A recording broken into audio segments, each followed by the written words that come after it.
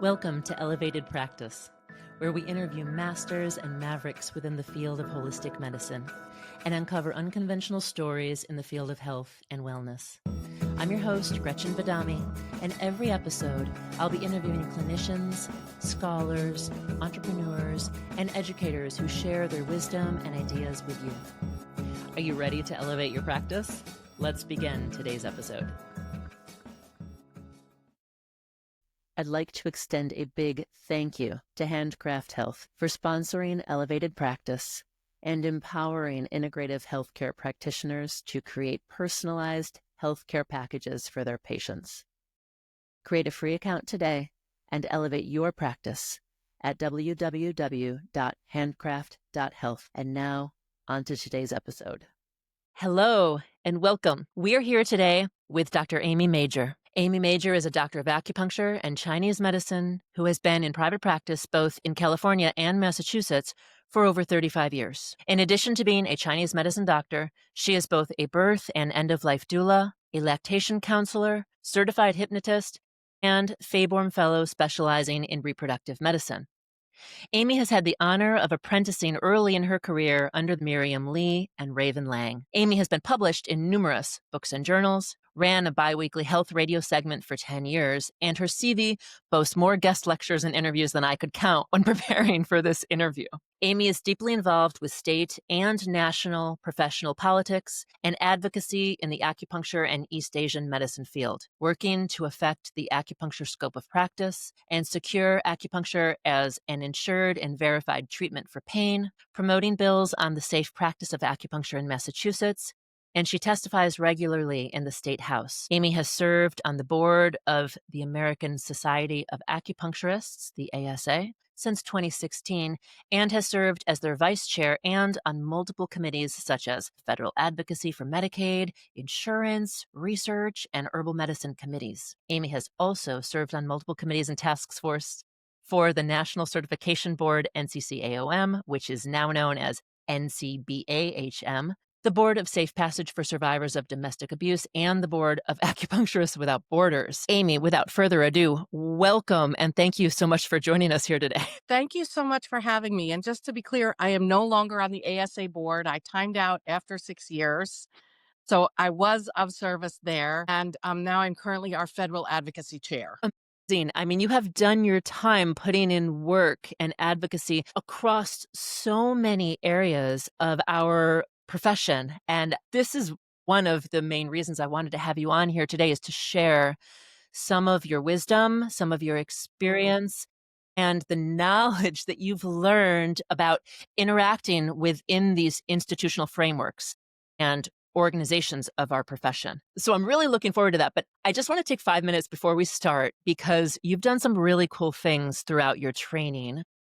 And as you were learning this medicine. So I just wanted to ask if you could share a little bit about the evolution of your own practice and some of the unique experiences you've had as you were learning this medicine and developing some early specialties. Sure. Thank you so much for the opportunity to share this. So I was at the American College of Traditional Chinese Medicine from 1986 to 1989, and all but 2 of our instructors were trained pre-Cultural Revolution, which was a different framework. We did not have Bensky, not even the first Bensky. We had to write down in character the herbs, and we wrote down in English and wrote down what we could in Chinese, because every statement was said in English and in Chinese. Chinese first, then English, whether it was point location, traditional function, qingde, clear the heat, whatever it was said in Chinese first and then in English. And, when Bensky first came out, the first version, it was coming into our second year of acupuncture school, and there were no page numbers on the pinyin side. Nothing. There were no tabs and no page numbers.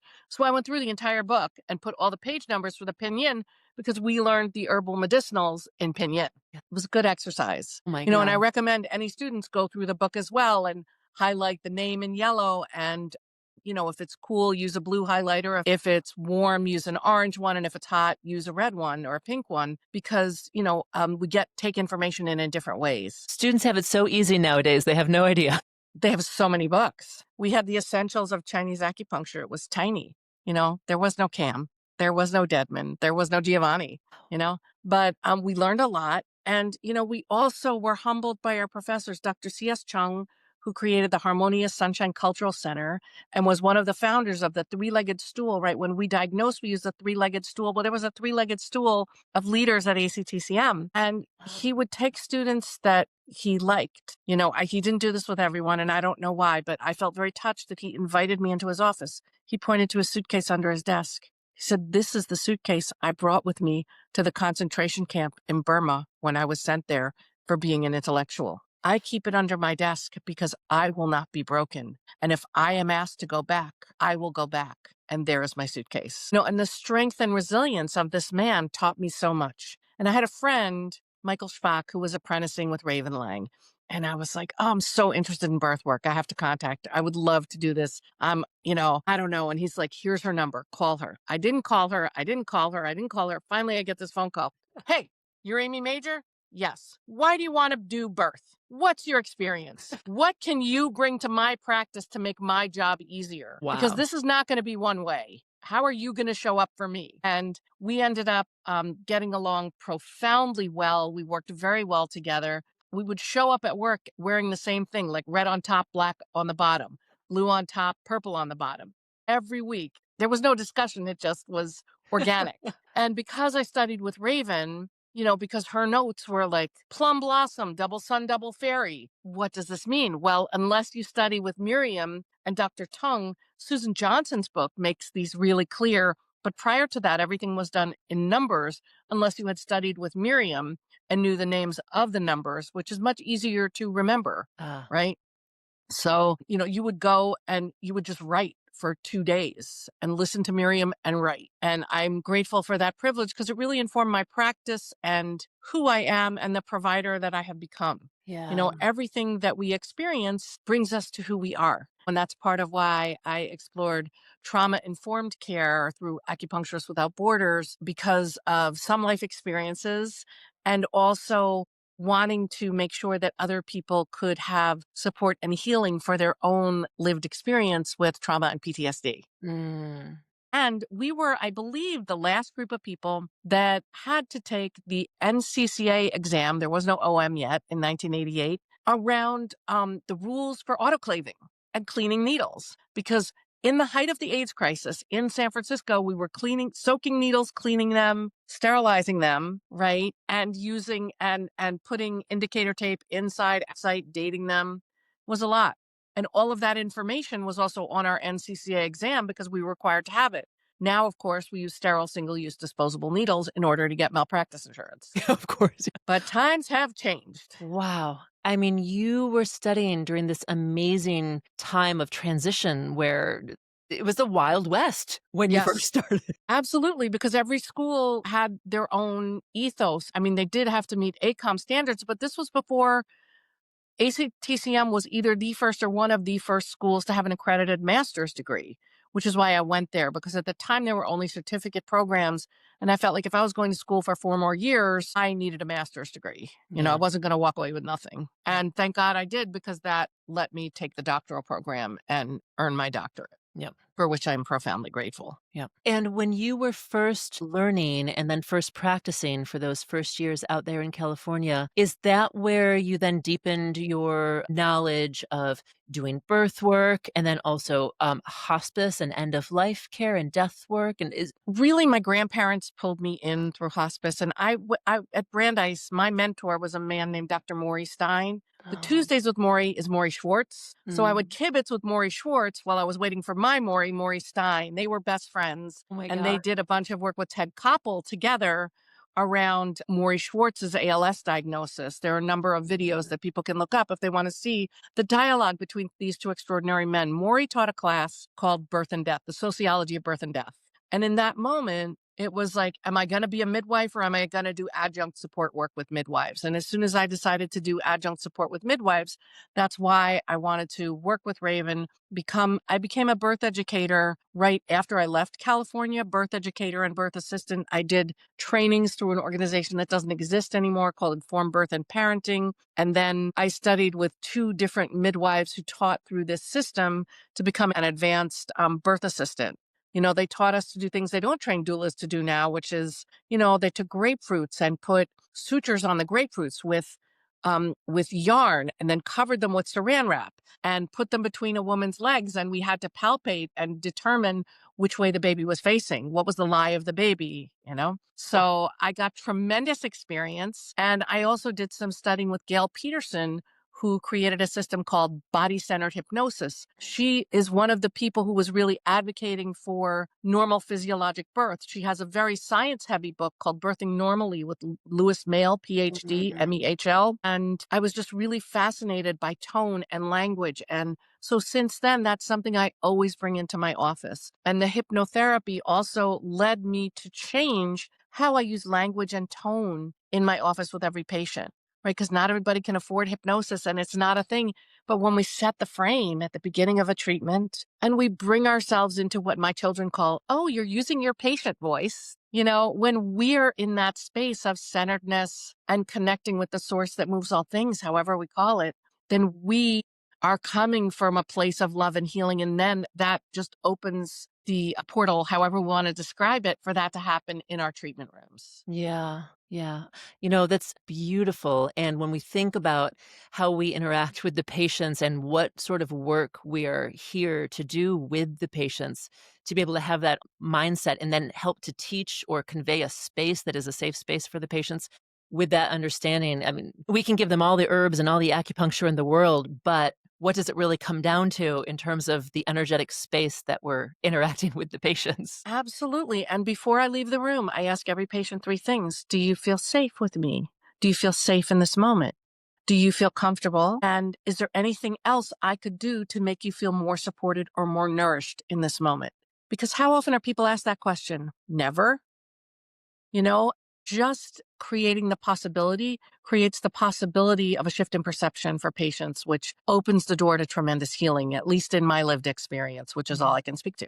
I mean, you were learning this medicine at such a profound time where you had so many opportunities with people who we all now in retrospect know as very famous and well-known and influential people in our Hmm. field. And I'm grateful to have you on the podcast today just to share even little bits of that and the fact that you knew those people and had the ability to learn from them. When I first had the idea for this podcast, one of my inspirations was knowing that there was so much in our medicine in the 80s and 90s that now people are aging, that I wanted people to be able to share stories of their teachers for the younger generations. Absolutely. Not only the facts, Mm. like treatment protocols or herbal protocols, but the ethos around where our medicine came from. Yeah. And it was super different. One of my friends who shall remain nameless about 5 years ago needled me through clothing. I said, "You cannot do that." And this person was like, "Well, Dr. Lai did that." I Yeah. said, "Number one, Dr. Lai was Dr. Lai, and that was 50 years ago. Now you could get sued for that. I am not Yeah. going to sue you, but please don't do that. It is Um, outside of CNT protocol. And, just because we learned it doesn't mean it's within our practice act. So I some encourage things in everyone. society have changed. Right. And I encourage everyone to know their practice act because it's extraordinary the number of people that have never read their own, just in Yeah. terms of what's covered in terms of things like laser, gua sha, tuina, massage. Can we use the word massage? All of those Yes. things matter. And my practice act was different in California, right? I was only there for a year and a half practicing. I lived there for 5 years, Yeah. Yeah. but This was a pretty good segue to bring me to what I wanted to talk about today, which is talking about how we bring value to our practice, both for ourselves as a practitioner and then to our patients and their experience of our treatments. And then how do we bring that out to the macro level of the entire professions? If I can first just start asking you about, okay, lived in California, you moved back to Massachusetts, and from my understanding, when you moved to Massachusetts, that is when you started to practice and get more involved as a practitioner with your community, developing resources and developing a framework for resources for your patients to make referrals. Can you talk a little bit about, for new practitioners or for people who are just starting out, what sorts of things are useful for yourself as a practitioner to have a structure within your own mhm. practice? And then what do patients need when they come to see you? Okay, so one is I just want to reflect that when I first moved here through Andy Ellis, I was buying herbs from Andy Ellis at Spring Wind.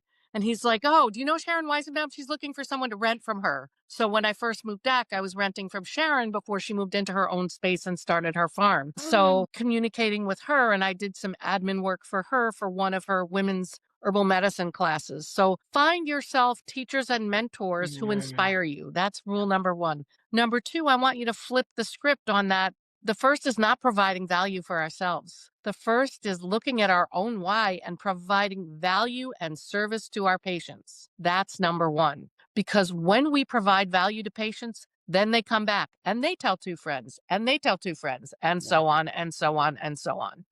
So what is your why? Who do you want to serve? For me, my mother was in the first class of patient advocates in the country out of Sarah Lawrence College. So for me, that meant healthcare is a right, not a privilege. Advocating for insurance, taking every insurance that's covered, right? And in my case, and I'm not saying this is a model that works for everyone, but I know teachers who don't have acupuncture coverage who were in the middle of chemo, who weren't making money, who had no insurance, and I saw them for free. I keep slots to see people for free who need them. And I rotate, those slots, but I keep them and I use them. That's what works for me, right? And you have to find what works for you. Am I the person with the largest business acumen? I am not. Everything has worked out, but I have this deep trust in the master of the universe. And I went there and I worked hard and did my due diligence and made sure that everything I'm doing is compliant within what we need to do within our Practice Act, within the current laws, and provide presence and possibility for patients, Mm, because we're in a unique position that upsets some people that we have to do all the translating. We have to translate the biomedicine into the magic that we do. And what a pain in the tuchus that is. And why does it fall on us, right? Well, it falls on us because we're the only ones with that ability. Because unless there's a medical physician who's gone through our whole program, they don't have the language or the understanding of the concepts to do that. And it is our job to teach them. And that's part of life. One of my kids was 4, another one was 2. She was crying in her car seat, and he turned to her and he said, "Esty, sometimes you just don't get what you want when you want it, and that's part of life." And that's part of life. So figuring out, okay, what do we want and how do we get there? Do you want to work for someone else? Because for some people, right, if I had not had the experience of literally chasing Raven, who ran 5 rooms when I studied with her, my friend Maggie Barilli studied with her at the end of her career, and she ran 1 room at a time. She was running 5 rooms with timers on the bottom, and it was my job to help remind her who needed what when, make sure cups came off. Then we covered every patient. This was a Miriam Lee thing with tea boxes. So she puts the needles in, she goes out, okay, cover them. So you're using these wooden tea boxes that are not light and that can crash. And you're having to create architecture. It's like Jenga, and then put a blanket that wasn't light over that. Right now, what's my translation of that? Because Miriam felt like just the act of putting a needle in is sedating, even if you're tonifying. So I use a Mylar blanket. Every patient gets a Mylar blanket. And I tell them, if you bring it back, I will use it only on you. If you don't, I'll give you another. Nobody gets blanket shamed. People are like, "Oh, I don't want to take another." Okay, well, guess what? You can give it to an unhoused person. That's going to be really valuable and helpful to them in the winter. So there's different ways of recycling things wow. and bringing what we learn into our practice. So having seen someone run 5 rooms, I can run 5 rooms, no problem. And that came in really handy doing Acupuncturists Without Borders type clinics in Springfield after a hurricane, and also after a tornado in Puerto Rico. A lot of the community members are from Puerto Rico, so being able to support them with community trauma clinics made a huge difference. So building up a framework and a resource network as well to Absolutely. not only, of course, what you do within the office and within your practice time, but then, what else do your patients need that maybe you can Well, refer them to? midwives, really good PCPs. They want PCPs that are going to listen to them. They want to know, where can I go for my mammogram? There's a place, I live in Western Mass. In Eastern Mass, there's a place and I go there. Why? Because at the Boston Breast Diagnostic Center, you get your results when you walk out. A medical Mhm. physician meets with you after you have your scan. So you don't have to wait a week to get a piece of paper, right? That makes a difference. Yeah. That's a practice that's filling a need and providing a service that gives value. Right? So, what can we do with that, right? Knowing who the midwives are, building relationships with them if you're working in birth, Yeah. right? Knowing the GYN docs, the fertility docs, the PCPs, and the neurologist. I had a patient with an untoward outcome who had seen a neurologist. And then he went to the hospital, and this person was a person of color, and he was treated like a drug seeker, and it was awful for him. And he came into my office and he's like, listen, I got leg pain, but it's from my back. That's what the doctors tell me. It's from my back. I understand that, sir. I need to take a look at your leg. You don't need to look at my leg. He was like, you know, bordering on, can I see this person? Right. So he went on and on. So put him face down, asked permission to move his pant leg, moved his pant leg. There was the hugest embolus I'd ever seen on the outside of his leg. I said, sir, I need you to get up and go see your doctor right now. I'm not going to do that. I was just in the hospital. They told me it's fine. I'm here for acupuncture to help with my pain. Okay, sir, I need to write in your chart that the advice that I gave you was to go immediately to your provider. Why? Because if you don't chart it, it didn't happen. And when things like this happen in our offices, the way that we protect ourselves and our patients, right, if they're going to do a lawsuit, is to write these things down. Yeah. So, long story short, he felt better after the treatment. Then I didn't hear from him. So I'm like, oh, okay, maybe, he didn't like it. He was upset that I spoke to him and tried to encourage him to see his provider. 3 weeks later, I get a message on my answering machine. Hi, I just want to thank you for saving my life. I walked into my doctor's office and they called an ambulance when I showed them my leg. Oh my gosh. Then the whole office was apologizing to him because not one person had looked at his leg. You were the So first person to look at his leg. correct. So physical exams and physical touch makes a Yeah. difference. Yeah. Like almost every one of my patients gets toina gua sha. Why? Because, my husband's a network chiropractor. Chiropractic is all about tone in its pure form, right?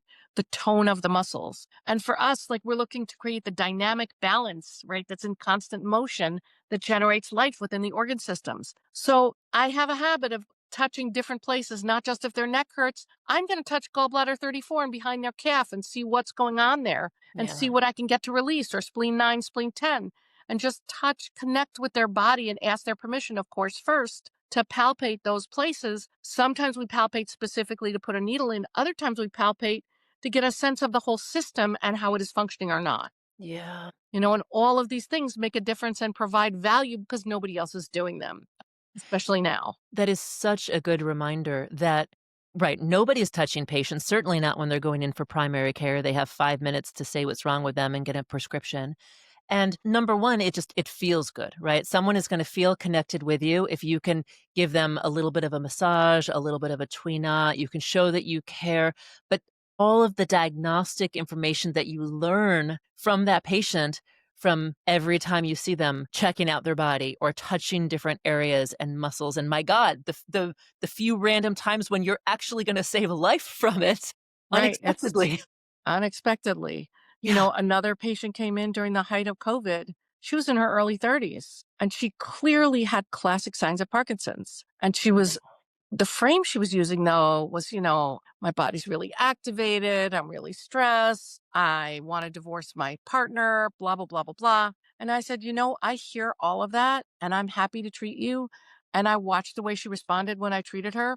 And it looked like a duck and quacked like a duck. And I was, I could not give the diagnosis, but I was 100% clear that it was Parkinson's. Yeah. So I said, you know what? We're going to work to get you a telehealth visit with somebody from Boston, from a teaching hospital. So we did that. And within 15 minutes, she had the diagnosis. Wow. Why did her first provider not consider the diagnosis? Because of her age. And again, we're trained to consider the patterns. And when something is out of integrity like that, we know, and we have to be able to translate that for the patient to be able to advocate for themselves with their medical provider, who in this case, the guy totally poo pooed her because of her age. Yeah. Well, sir, we need to go back to the three-legged stool of diagnosis and what do we see? Yeah. And what do we know? This is so important for, I mean, I'm going to say especially new practitioners, but geez, for all of us. I mean, I've been in practice now for almost 20 years and I'm hearing this and I'm thinking, oh, what a good reminder that as integrative practitioners, we are a part of an entire network. And of course, we're never going to do it all by ourselves. And despite the fact that our medicine is amazing and our diagnostic system is, in my mind, superior to any other, we still are not expected to do it all. And we can't. And to have these referrals, to have the knowledge to connect people with what they need, and you're not giving away the patient. Those patients not only are forever grateful to you, but now you're going to be their person for their holistic care while they're also seeing a specialist. Right. And something I say to every patient is, so I'm looking for feedback. Are we a good match? Because if we're not, I have friends who are phenomenal providers who are really different than I am. And this is not about me. This is about you, because people feel like they work for their providers. And I say, we work for you, not the other way around. And so I want to make sure that you are getting the most profound care that you need to be the best version of yourself. If that's me, that's fabulous. If it's not, I want to bless you and help you find that person if I can refer you to them. Yeah, you're actually providing the most compassionate care by holding true to your structures of frameworks of what you should and should not or can and cannot be providing for the patient and being the best that you can in your own, toolbox. This is one thing you can choose to do. You can choose to do this. This is one way to look at this is another. Yeah. And just making sure that the way that I share information is just working with them as an equal, Yeah. as a person to person, heart to heart, sharing chi, sharing life force, Yeah. because people can hear so many more things when we come from that place. At least, for me, someone else may have a different method, and a different MO that works better for them. And I'm imagining thinking about the ripple effect of this as well. I'm imagining that when you have made these referrals because you have been able to make a diagnosis in your own diagnostic, skill set to know where they need to go. I'm assuming that those Western medical professionals, I'm sure that they're like, Oh, "Oh my God, yeah, thank they're you for referring this shocked. patient to me. Like, what is it that you do again? Like, let I me get refer more people." from this one orthopedic surgeon, I get tons of referrals from them because they know that I know what I'm doing, Yeah. and they have that lived experience. And there are definitely providers and chiropractors and other providers, and I refer to other people too. I refer to PTs. I don't refer to PTs that do dry needling, and I do educate every single one of my patients about why that's not a good idea for their own safety. All you have to do is say, a physical therapist must take a third party national psychometric exam to give exercises. And we have to do that for acupuncture, Chinese herbal medicine, foundations of herbal medicine, and biomedicine. But did you know that your friendly neighborhood dry needling provider has taken a maximum of 75 hours, inclusive of classroom and clinical hours, and more likely 25? And they don't have any third party national exam to take. So I'm all about people doing things as long as we have meaningful standards and best practices and a framework within which to do that. For everyone who's listening right now, you can stop and rewind and memorize that script for the next time you talk to patients about dry needling. No, but it's so true. And in this way, knowing how to be an effective and reciprocal integrative practitioner will end up bringing patients back to you once the rest of the medical community understands what you're doing and what you are good at. This is how we create our community and our network. And it just sounds like you've had 35 years to be doing this, but geez, you're really, really showing some good examples of how this can be done. Let's pause for a moment to extend a big thank you to our sponsor, Handcraft Health. I prescribe a lot of herbal medicine in my practice. And quite frankly, I don't want to spend the overhead keeping hundreds of herbs and supplements on hand. Since the pandemic, I do a lot of telehealth consults and ship patients their prescriptions. Handcraft Health has been my lifesaver. It allows me to have a successful and streamlined practice and saves me money and office space. I am not tech savvy, but the platform is really straightforward for me to write and easy for my patients to pay online and receive their orders at home. It's free for practitioners to open a Handcraft Health account. It's just handcraft.health and only takes a few minutes to sign up. It's one of the easiest choices you'll make to do what you do best. And now, back to our episode. Oh, my pleasure, truly. And I've learned a lot. I mean, my husband's teacher, Dr. Donald Epstein, who's the founder of Network Spinal Analysis, I've taken some seminars with him, and I'm very open to learning from different healthcare providers to bring back what I can to be of service and in service to my patients with the tools in my box, Yeah. right? Yeah. One thing that you were mentioning earlier, and it's sort of a logistical thing, but geez, I Yeah, wonder if you can explain this to our listeners. yeah. You had mentioned making sure that regardless of what state you're in, you know what's in your scope of practice. Hmm. And I mean, I know even for myself, I oftentimes am not one who's good with the particulars and the details. Yeah. And I remember when I just signed up for my malpractice, I just signed up for something and I don't think I ever read what was in it. What are the reasons? What are the things that a new practitioner, what is someone looking for to see what is in their scope of practice? What could either be covered or not covered that could come back to be problematic for us later? So the word massage, it is forbidden in Virginia for acupuncturists to use the word massage and say they do massage.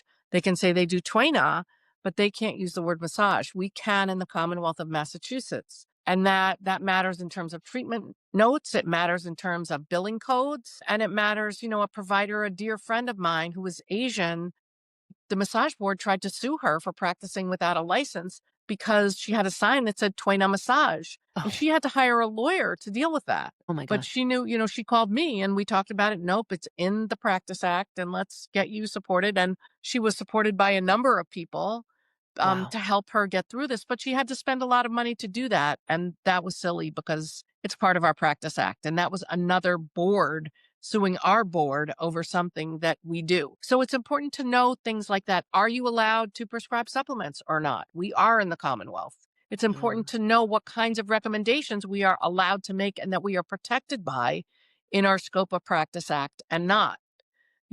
There's a very famous provider who I shall not name who lost his license because he encouraged a patient not to do chemotherapy. Oh, And so now you can only get malpractice if you're treating cancer patients, right? I'm a member of the Society of Integrative Oncology. And if you're treating cancer patients, you can only get malpractice if the patient is also being seen by a biomedical provider. Otherwise, we're not supposed to see them. And it depends on your state. And it doesn't mean that our medicine is less powerful. It does mean that we have to stay in our lanes of what we do and what we don't. When I have patients who say, I don't want to be on this medication, I said, well, here are some ways that I can support you. Here are some things you can do with food, some things you can do with lifestyle. And when you feel like you want to have that conversation, I need to refer you back to the provider that prescribed that medication. And here are some things you might want to share with them. We can give them ideas of how to talk about it. But the moment we tell them not to take it, at least in my state, we can lose our license. wow. So that's something to be aware of. So in many cases, it's not even about a particular service that we're providing, but it's also what we're calling that service, the words that we're Yes. using, and Yeah. and then we always think it's going to be such a fringe case, like this is never going to happen to me, but clearly it does happen to It people. happens. And I want to encourage everybody out there to really consider using electronic medical records, electronic health records, because you can't lose them.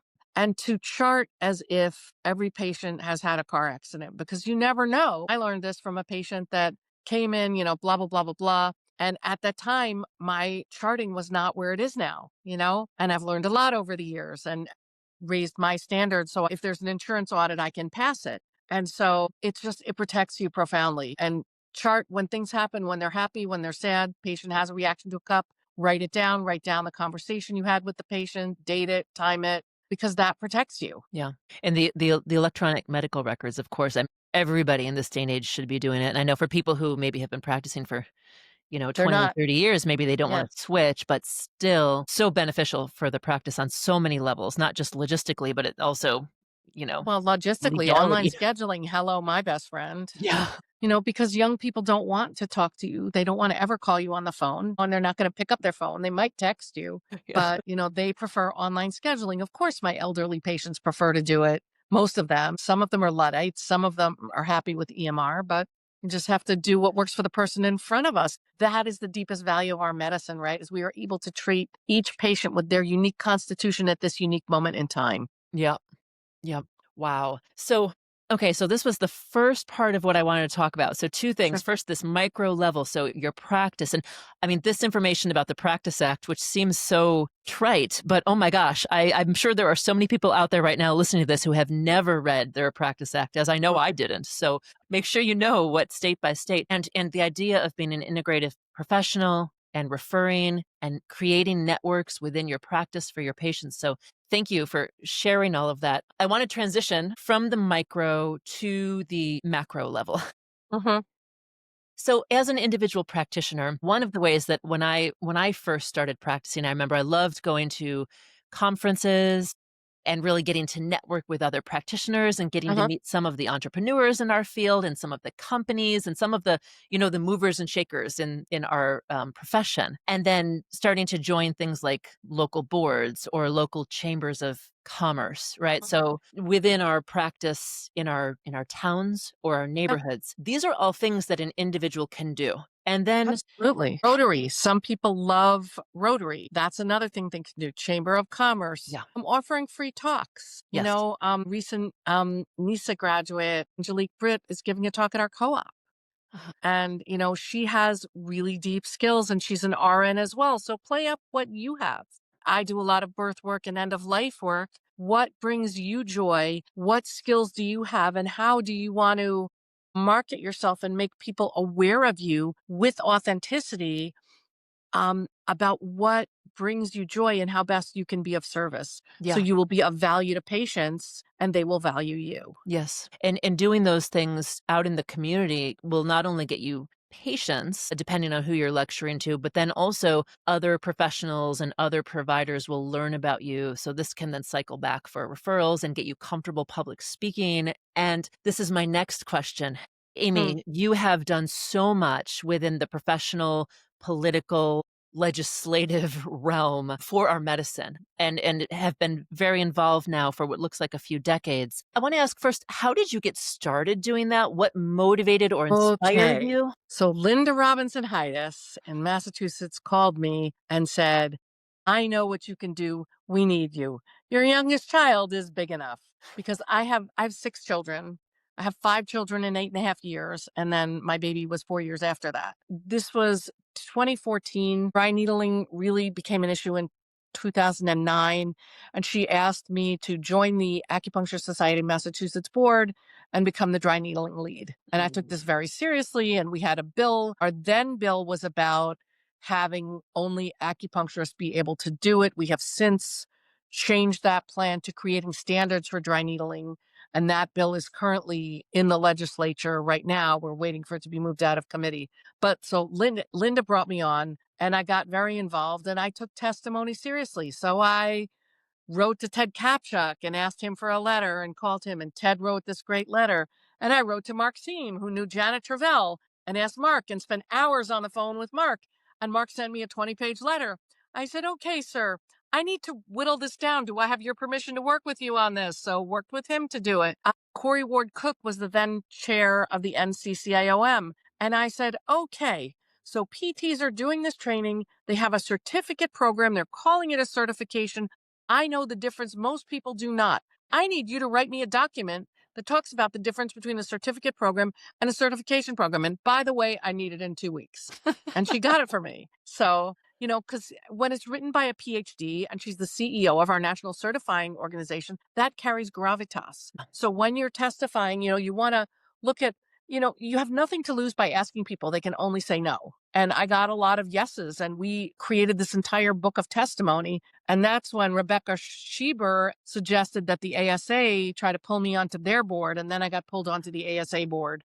And I was on that board for 6 years and became the vice chair of public policy and learned a lot through doing federal advocacy work with the NCCAOM and the ASA and the AAMA and building bridges with the ATCMA, lots of acronyms Yeah. and just learning like about all the different threads. Where do they go? How do we link them? How can we be more cohesive? Because acupuncturists tend to be like organizing them as like herding cats. Yeah. So how can we get people behind certain ideas to make a difference? Because we have to work as a cohesive group to make a difference. A legislator told us he had had a legislative meeting, and somebody in the meeting, one of the acupuncturists in the meeting said, well, it was about insurance legislation. I'm not going to take insurance. And the legislator got up and walked out. So know who you're bringing with you to your meetings Yeah. and have talking points. And some people may be in listen only mode at some Yeah. meetings, and that's okay, Yeah. right? Not everybody has to speak, but if you want to have power in numbers, we have to have cohesiveness, or we're going to create more problems than we're going to solve. Well, and this is okay. So, power in numbers, that's something that I've been thinking about for a while now.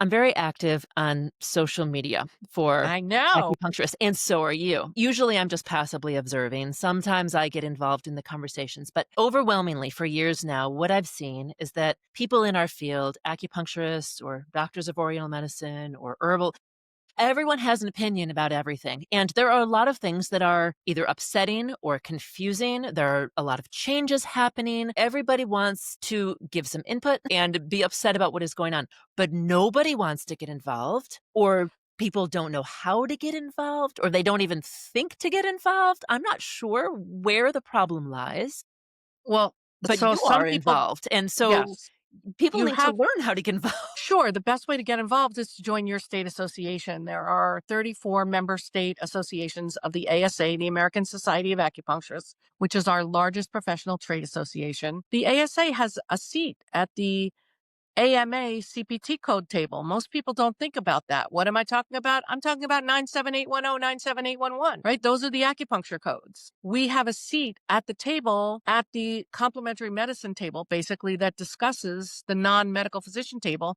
that discusses codes. Anna Panettiere is representing the ASA at a meeting that's happening right now. And these are really boring meetings because it's just code after code after code after code and arguing over minutia and a comment and a little word here.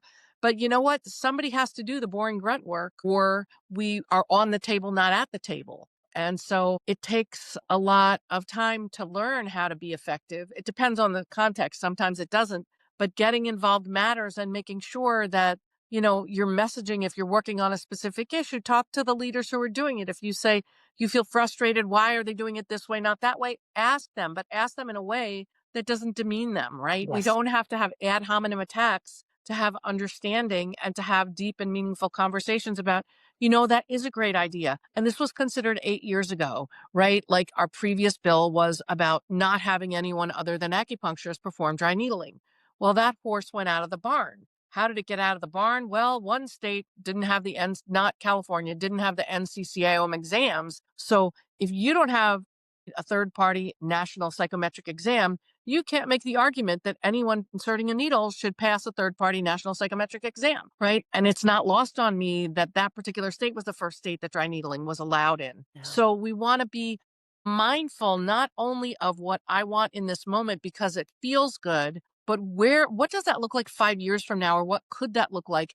And are there repercussions that could come back on us for handling it this way? Yeah. You have to be able to pivot. Like we pivoted to standards for best practices for dry needling, and we're still getting lots of blowback, but we're continuing to do it. And every year we get more people involved who understand why it matters. So I don't know if it's going to pass, but someone's like, are you ever going to stop? I'm like, not till I'm dead, you know? And in part because I have had conversations with the chair of the APTA more than once, asking directly, so please explain to me why, when a PT needs a third party national psychometric exam to give exercises, why they don't need that to do an invasive procedure like needling. She's like, we just don't. I don't find that a satisfying answer, personally, you know? So I'm going to keep banging on that door. You're there pushing those buttons and trying to get accountability from those people. And Absolutely. if you or other people who you work with, if nobody is there to get and to demand accountability from these people, then this is exactly how laws can be enacted when nobody's looking, right? When no one's paying Right. attention. No one's paying attention. And then the law's enacted, and then everybody's upset. Yeah. And then everybody says, why didn't you do this for me? Rather than, oh my gosh, I personally missed it. We all missed it. What can we do to mend it now? And how can we become stronger through this? Yeah. I first noticed this back when I was working in the colleges, and I've worked as a professor for a couple decades, but then also I worked for about 5 or 6 years as an associate dean, and I went to some of the Council of Colleges meetings for a couple of years, their Mhm. biannual meetings, and so I had a lot of, like, background information on what was happening with the schools and the colleges, and then I would go to work every day at the school, and I Mhm. would just hear students complain about this and that, Mhm. Yep. and one of the things that I found most rewarding was sitting down with people and explaining to them so that they just weren't so angry and Yeah. uninformed all the time. Right. And Yeah. this is what needs to be happening now. I see people shouting on social media and in these Right. Facebook acupuncture groups. They have no idea of the details. Thank Mhm. goodness Right. sometimes you're able to get in there and give them, this is what's happening in Absolutely. dry needling, or, Or but this is why we need a national certifying association. And guess yeah, what? Nobody asks the nurses why they have to take the NCLEX exam. And nurses don't complain about it. They do it because that's the price of entry. The price of entry is the CALE if you're in California or NCCAOM if you're elsewhere. yeah. And it's not negotiable because otherwise we don't have best practices. And once we start thinking about deregulation, then why do we have a license and why do we go to school? And why does that matter? And it does matter because evidence demonstrates that undertrained and underexamined professionals have more adverse incidents. And so, one way then that practitioners can start is just simply by getting involved with their state organizations. Absolutely. Oh, Absolutely. That's the basic way because, you know, what inspires you? It might not be dry needling. It might be we want to get acupuncture injection therapy. Okay, so ask your state association to start working on that. yeah. The NCCAOM now has a certificate program for that as well. Do you have herbal medicine licensed in your practice act? Do you want to get it licensed? Do what you're passionate about because people are more effective when they're advocating for something that matters to them, right? Or that matters to someone they love. Thinking how I've heard so many people for years now say, I don't want to give my money to my state organization because they don't do anything. And what I'm Well, hearing from you is nothing's going to happen unless we all get involved. 100%. Do you have a lobbyist? Guess what? Does a magical fairy come down and pay them? Likely not. Our dues in Massachusetts go a lot for our lobbyists. And it's really important to remember that your lobbyist isn't just there to run bills. They're there to attend certain meetings, to bring your attention to there's a Good Samaritan bill. Oh, and they want to use, do we want to have feedback on it? And I absolutely gave feedback on the Good Sam bill because acupuncture was not specifically listed as something they couldn't do. It is now. Yeah. Now I'm working on Chinese herbal medicine because anything that we have licensure for should not be covered by a Good Sam bill. That's my opinion. People who are really about deregulation don't want that, but I do want that because best practices protect patients. And as a healthcare provider, that's part of my job is to protect patients, not just in my office, right? Right. Can students join state organizations as well, or do you have to be licensed? That's a great question. It depends on your state. In Massachusetts, students are free. Uh, In other states, they can join for a minimal fee. So it just ah, depends. And many states have a board, not all, but some have a board position for a student. So that's a terrific way to learn, to grow, to become involved, and to yeah. think about how you want to practice. And you've also, if you serve on a board, you get to be in meetings with people who have lots of lived experience. So it's also a way to connect with them and to have access Yes. to them. What a great idea. For everyone Yeah. listening, please go join your board and especially your state organization. And if you're a student, get involved. And then, And your board, every state is fighting for board members. You yeah, don't have to serve forever. You don't yeah, have to serve for 6 years. Maybe you serve for two, yeah. but it will make a difference to the profession and it will make a difference for you. And yes, one time there was someone who wanted to be on the board so she could say she was serving on the board, but she wasn't interested in coming to meetings or working. And it's like, this is a working board. This isn't an in name only board. Sorry. Yeah, you do need to do something probably. You need to do a lot of things because it's not going to get done if nobody does it. But so much that you can learn, so much about the profession and so much that you can influence. And if you are someone who is opinionated or frustrated or wants change, my God, this is what people should be doing. Ideally, yes, but advocating with compassion and ask questions instead of showing up to shame and blame. Ask questions. Can I, ask people to if they'll talk to you. I talk to people all the time. Oh, someone's confused about this. It's like, I don't want to spend an hour constructing an email. Can we have a 5 minute, 5 to 7 minute conversation? I think we can clarify some things. Yeah. And people appreciate that you give them your time. It Yeah. matters. Yeah. Well, this is I mean, another we should all be I'm sure we are all familiar with being students in school and learning from the wisdom of those who've come before us as clinicians. And so it's the same here, right? Getting involved in the health and the functioning of our entire profession is the same. And learning from people like yourself, people who've been involved, who have set the standards and have been doing this hard work for so long. And now we need new generations of people getting involved. Absolutely. Yeah. I serve on the Foundations of Oriental Medicine Exam Development Question Writing Committee. Say that 3 times fast. The people are unaware of the attention and intention that goes into just constructing one question, making sure that the question is not double keyed. Is the question entry level? Is the question appropriate? Is everything in integrity in the question with the treatment principle or diagnosis or whatever it is that you're seeking? Are all of the distractors reasonable? And is it about, could this be a plausible choice versus are we trying to trick someone? And every question also has to have 3 references. And we spend hours and hours on these meetings looking up all of this information. Then it Wow. goes to another committee that reviews all the questions. And then it comes back maybe with changes. And then we have to verify all the references again with the changes. It's a lot of work. Good I work. think that there are probably many people out there who would want to participate on some level. Maybe not Right. all of that, but on Well, nobody has to do it all. It's yeah. about what's the one thing you Yeah. want to do that you're willing to donate 2 to 4 hours a month? Yeah. Just pick one thing. Yeah. Maybe that's in your own community, right? Maybe that's going to a school and giving a free lecture about health, or going to your co-op and giving a free lecture about acupuncture or food, seasonal foods as we move into the fall, Yeah. whatever it is. And then knowledge is power because you'll feel like you're being involved, you're giving to your community, you're also learning more from whatever Hmm. committee or organization that you are participating within. And I mean, we need to grow our profession and we need to have engaged, involved people with good intentions who want to see the profession continue. Right. And one person, might be really invested in getting into their local hospital, and that's huge. Yeah. And there's the work of the hospital handbook group.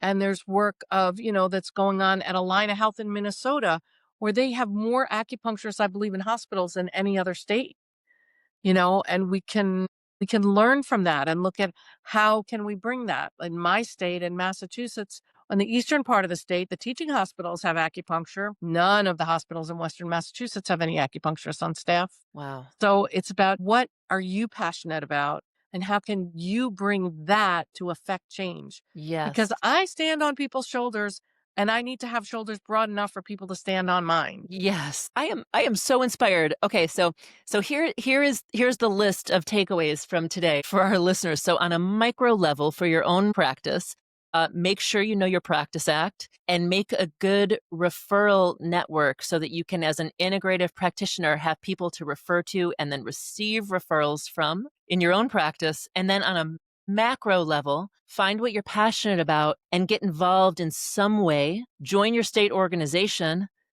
and then find that one thing that makes you tick or that inspires you to try to affect change or grow. Yeah. And share it with others because you never know. 2 of my closest friends I met through the PCOM doctorate.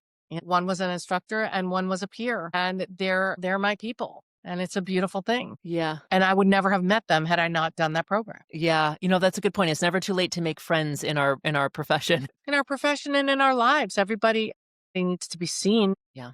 right? Because Yeah. if you're not seen, you're feeling squished. We don't want anyone to feel squished. We want people to feel supported and nourished.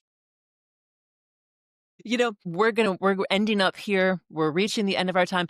I just every time when I end these interviews, I always ask at least something about what you're doing right now in your daily life. Do you have either a favorite practice, whether it's something herbal or something lifestyle, I something okay. what do you I do to I wake stay up healthy? I wake up between 5:30 and 6 typically. Roll out of bed, do 10 minutes of standing abs on a vibration board, then do 40 minutes on a wooden Pilates chair. Then I make my husband his coffee and breakfast because that's what I like to do for him. Take my herbs, my handful of traditional Chinese herbal medicinals and supplements, drink 6 to 12 ounces of water, and grab my dog, and we go by the river and we walk. We take a forest bath, no matter what the weather is, and walk by a river, and he gets to play with dogs. There's this whole other community of humans that, I interact with only there. And we have this beautiful walk. So I've got 2 forms of exercise. I've got an hour and a half of exercise before I even get into my office, just to be clear and present and centered. And I've eaten and I've drank water. I mean, I'm a Yeah. type 1 diabetic, right? I may have many, many days ahead of me. I may not. So that's also why, I want to leave every day on the mat, knowing that I've done everything I could that day to be an effective human being, to be kind, hopefully, and compassionate, and to, be inspired and inspire others and to serve my patients well. Ugh, That's my goal every day. thank you for sharing that. What an amazing morning routine to start Mm. yourself off energetically and physically on the right foot Hopefully. Sometimes or the the left left. foot. I'm a lefty, so. All right. Thank you so much for being here today. I appreciate it so much for you sharing your wisdom and your decades of experience and all the hard work that you've done and continue to do for our Thank profession. you. Thank you. It's a pleasure and a privilege to meet with you and to have the opportunity to share this with others. So hopefully it inspires one person. I was up. So I was doing political work for my brother. He was indicted for refusing to register for the draft in the 80s. This was before George Bush had everybody be automatically registered for the Mm. draft. So 19 men were selectively prosecuted for being pacifists and refusing to register for the draft. And my older brother, Andy, was one of them. Oh my gosh. So I was flyering at a leaflet at a Native American tree planting ceremony. And the medicine person took me aside and he said, "This is not your work.